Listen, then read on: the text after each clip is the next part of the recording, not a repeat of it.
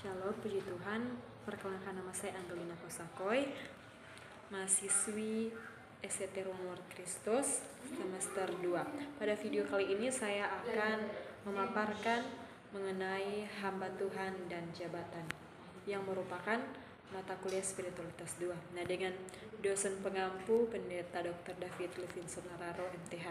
Sebelumnya kita harus memahami makna jabatan, artinya berkaitan dengan status atau pemimpin dalam Kejadian 1 ayat 26.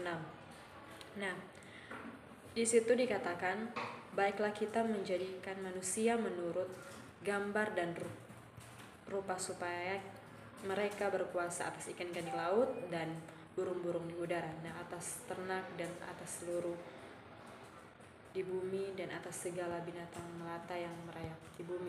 Nah, dari ayat tersebut kita bisa melihat bahwa manusia ini diberi kuasa atas seluruh ciptaan Tuhan, maka kita harus memiliki sikap untuk memimpin kepada manusia dan anugerah ini. Memiliki potensi yang besar, ada dua potensi besar tentang jabatan. Yang pertama adalah pemimpin dapat berpotensi secara positif apabila digunakan dengan baik dan sesuai dengan firman Tuhan.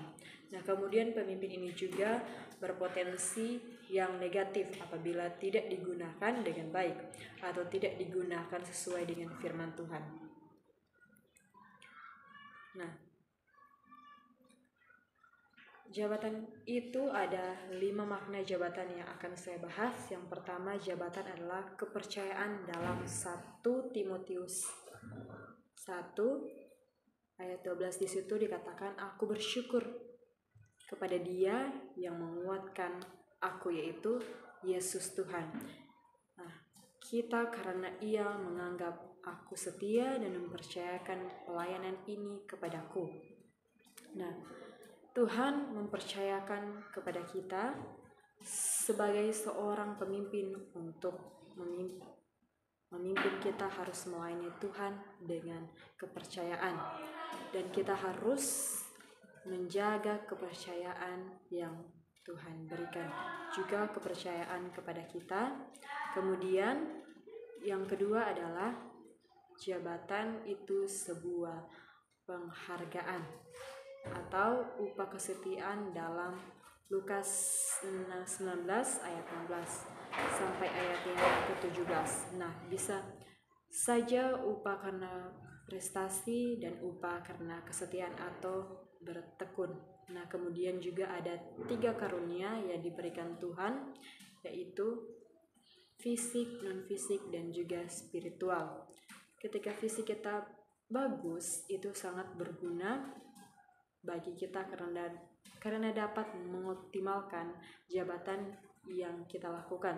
Kemudian intelektual. Nah, intelektual ini bagus, mental kita bagus, itu juga sangat diperlukan dalam menunjang jabatan kita.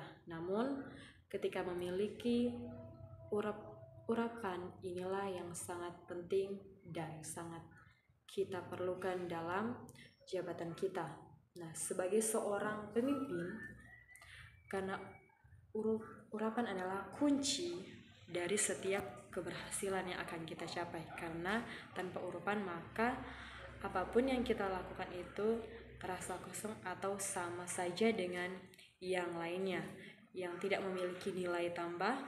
Kemudian poin berikutnya adalah jabatan itu adalah tentang pelayanan. Dalam Lukas 22 ayat yang ke-26, jabatan itu adalah kesempatan untuk kita melayani, dan jabatan itu juga bukan hanya kesempatan untuk memanfaatkan orang lain, tapi jabatan itu adalah kesempatan bagi kita untuk melayani Tuhan. Berikutnya adalah jabatan itu beban dan tanggung jawab dalam Kisah Para Rasul 20 ayat yang ke-8. Kemudian dalam 1 Timotius 2 ayat yang ke-27. Nah, poin berikutnya adalah jabatan adalah sebuah kesempatan dalam Filipi 1 ayat 22. Di situ dikatakan, tetapi jika kamu harus hidup di dalam dunia ini, itu berarti bagiku bekerja memberi buah. Jadi makna yang harus kupilih, aku tidak tahu Baiklah, demikian yang dapat saya perkatakan mengenai hamba Tuhan dan jabatan. Semoga saya semakin dapat menjadi berkat bagi kita semua. Terima kasih. Tuhan Yesus memberkati.